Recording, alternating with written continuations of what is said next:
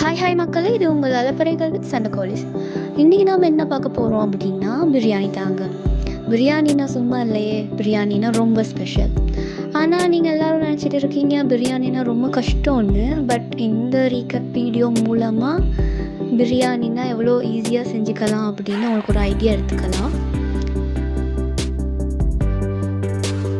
So video முடியும் வரைக்கும் ஃபுல்லாக பாருங்கள்.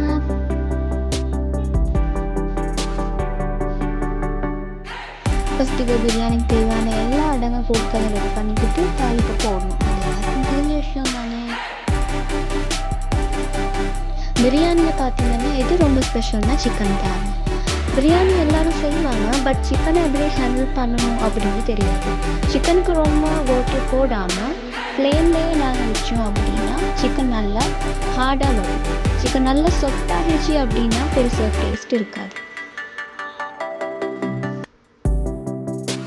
அண்ட் தென் ரைஸ் ஆட் பண்ணிவிட்டு தண்ணி தேவையான அளவு ஊற்றிட்டு அப்படியே ஃப்ளேமில் வைக்க வேண்டியது தாங்க. அவ்வளோதான் பிரியாணின்றதுங்க.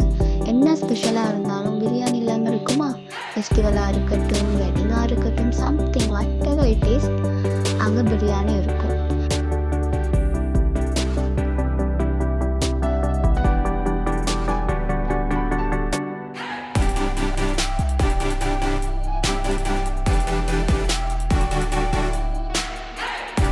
ஸோ அவனை விட்டாங்க, சூப்பர்பான பிரியாணி ரெடி ஆகிடுச்சு.